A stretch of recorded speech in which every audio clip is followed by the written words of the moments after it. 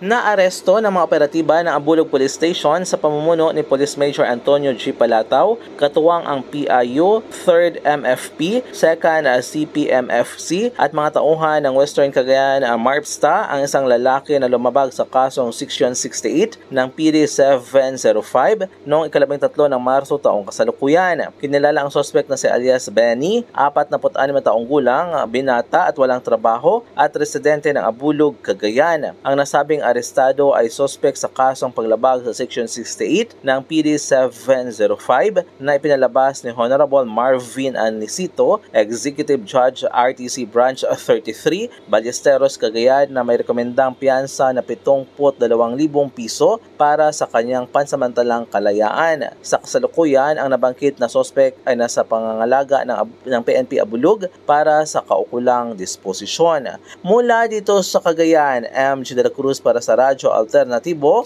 Balita Nationwide.